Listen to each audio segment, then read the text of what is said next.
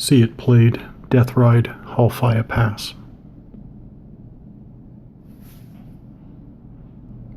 So the Germans have had a string of very good rolls, rolling 6, 9, 10.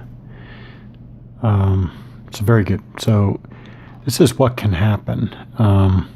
Massing, offboard artillery, and all these, I think all the way to here. Yeah, I think all the way to here. Caused 2 suppression on the lead British infantry company there. So it was up to 4 suppression levels, and then this unit fired on here and got 1 more. So it's now taken 5 suppression levels, so it is eliminated. So the British have lost an infantry company, their lead infantry company, and that opened up the line of sight for this unit to fire on the next company, and they actually rolled a 9 plus. This is a weapons platoon right here. This is a heavy weapons platoon right there. So they took a +1 for being a higher elevation, firing down, and so that should be 9 plus 1, 10 on the lowest column is still a suppression 1.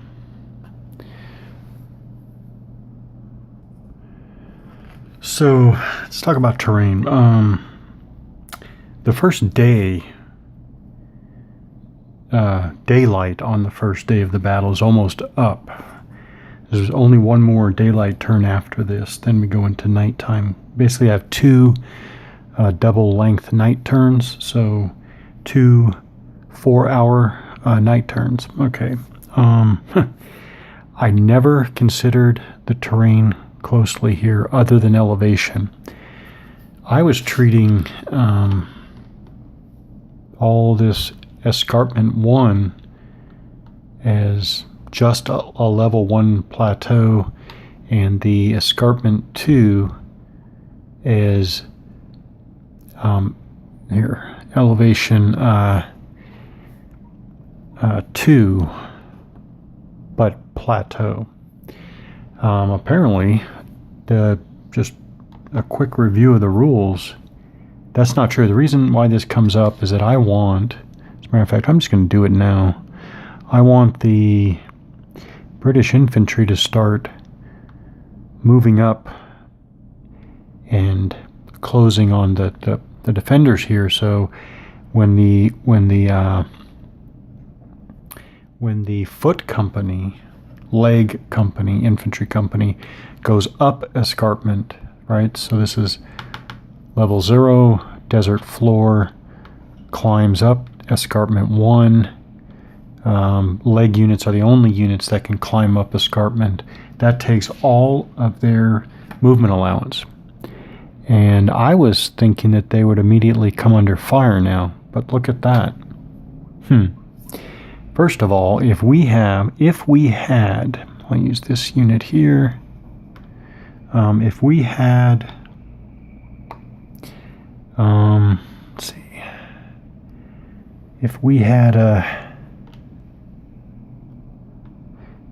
a unit here, same level, both on level 1 escarpment. This is clearly an escarpment hex between the two. This is clearly non-clear hex. And if any, line of sight may go into the hex that what blocks? If any part of a hex is non-clear, then loss is blocked at the first such hex. So what blocks? Yeah, non-clear hex. So that means that this escarpment's pretty significant. That unit would not see it. It would not go through this hex. If it was adjacent, yes. So what about this unit's up at level 2?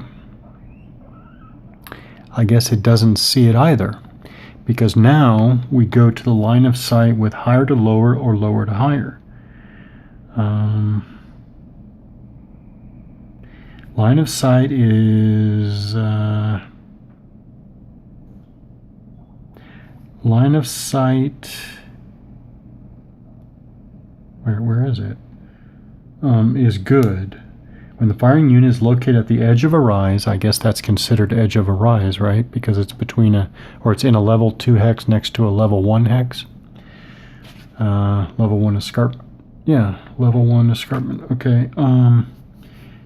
If there's any terrain, well, that's funny. It says hill, forest, or town that would otherwise block line of sight closer to the fire than the target. That, of course, if you drew a line like that, and you counted this hex as blocking terrain, that's closer to the lower unit than the higher level. So clearly,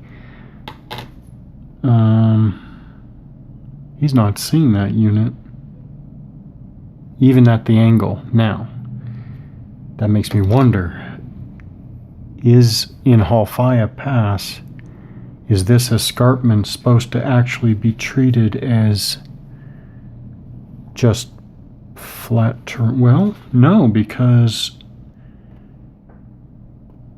the movement allowances are drastically different. Truck or wheeled movement per hex down here was 4. We've been doing that the whole time as we've been driving up here. But when the truck gets up on here, of course, it can only enter through the road. But if it got through the road up onto escarpment level 1 and got off the road, just to be clear, this much I know from reading online, if a truck unit like this, a wheeled truck unit, goes trucking along 4 movement points per hex down here, it can go up the road onto level 1 escarpment. It can then go across level 1 escarpment, but now it's paying 6 movement points, so it's 50% more than down here. And that's funny. They actually have a value for level 2 escarpment for wheeled as 8, but how? Oh, I take that back. There, it actually can get up to level 2 right there.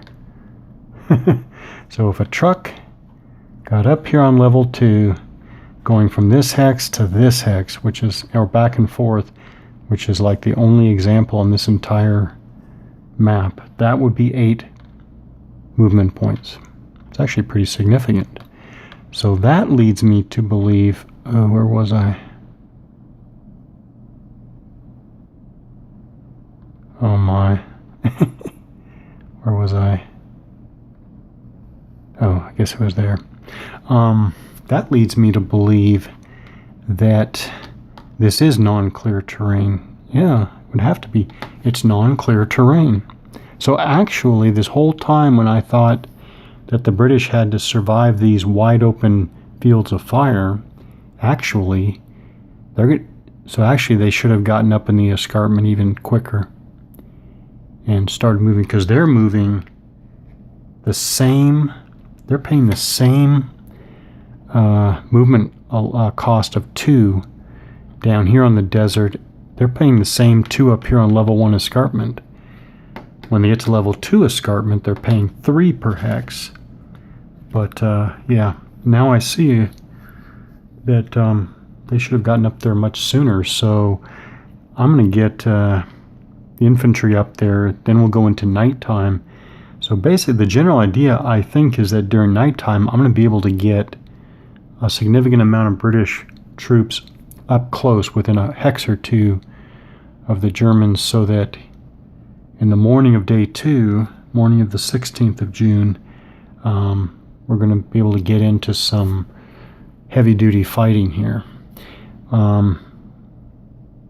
Yeah, which is only one way to do it. I suppose the game could have progressed entirely differently if the British Army side took another approach. But this is the one for this battle. This is the approach I'm using. I'm going to go straight up and go right into these first two battle positions here.